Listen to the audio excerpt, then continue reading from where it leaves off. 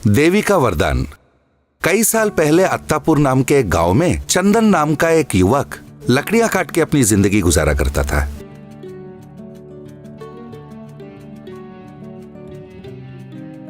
एक दिन वो जंगल से जा रहा था।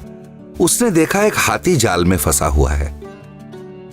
चंदन दौड़ के गया और उस हाथी को जाल से छुड़ाया।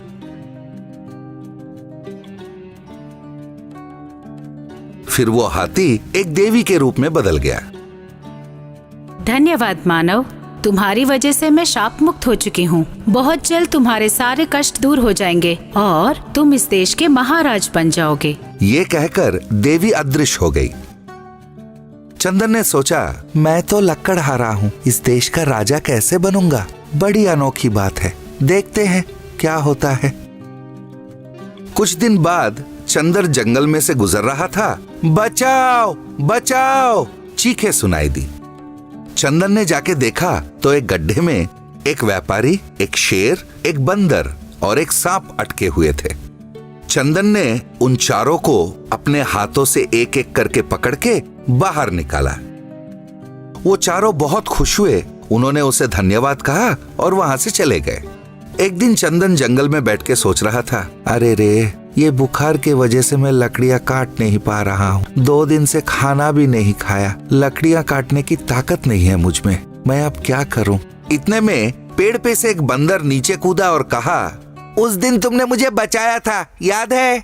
ये लो, ये अंगूर खाओ और अपनी भूख मिटा लो दोस्त। जब भी तुम्हें भूख लगे मुझे बुला लेना।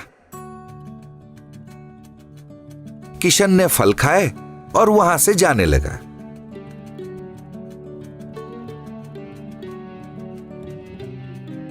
कुछ दूर जाने के बाद उसे एक गुफा के सामने एक शेर दिखा। शेर ने कहा, दोस्त कैसे हो?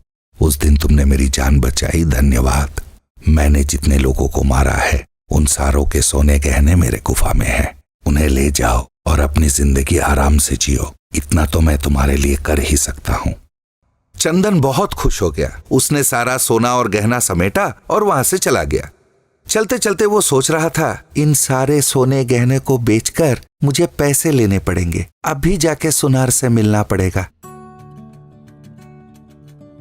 फिर चंदन जाके सुनार से मिला और उसे सारी बात समझाई। व्यापारी ने कहा, उस दिन तुमने मुझे बचाया था, बहुत बहुत धन्यवाद। जैसे तुम चाहते हो मैं ये सारे रख लेता हूँ और तुम्हें पैसे दे देता हूँ। तुम यहीं रुको, मैं थोड़ी देर में आता हूँ। ये कहकर व्यापारी वहां से चला गया। उस व्यापारी के इंतजार में चंदन वहां काफी देर बैठा रहा। इतने में वो व्यापारी 2 सैनिकों के साथ वहां आ पहुंचा। उसने कहा, मैंने जिस चोर के बारे में बताया था वो यही है। मेरे ही दुकान से सारे गहने चुरा के अब मुझे ही वापस बेचने आया है। अभी इसे बंदी बना के कारागार में डाल दीजिए। सैनिकों ने चंदन को बंदी बना लिया और कारागार में डाल दिया।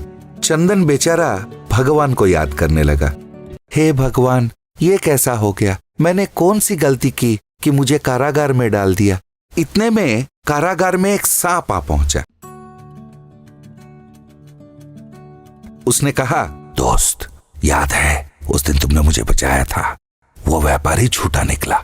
उसने तुम्हें धोखा देकर सारा कुछ हड़प लिया। मेरी बात मानोगे तो यहां से निकल पाओगे। ये कहकर सांप ने चंदन के कान में कुछ कहा।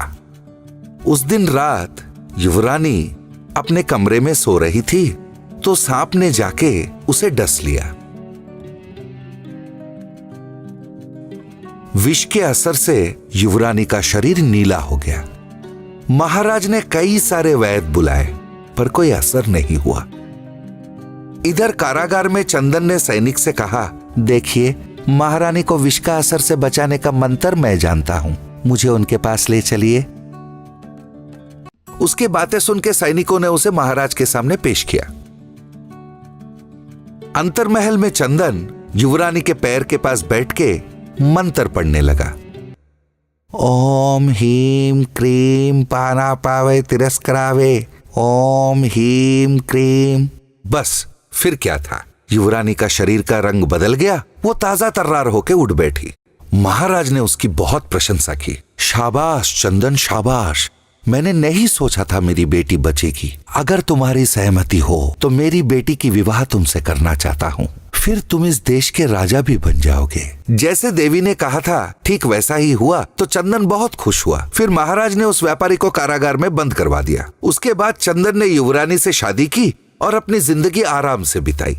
तो बच्चों, जो हमारा सहायता करते हैं उसे हमें जिंदगी भर नहीं भूलना चाहिए। और तो और उन्हें धोखा देना बहुत बड़ा पाप है। अच्छी लगी हमारी कहानी?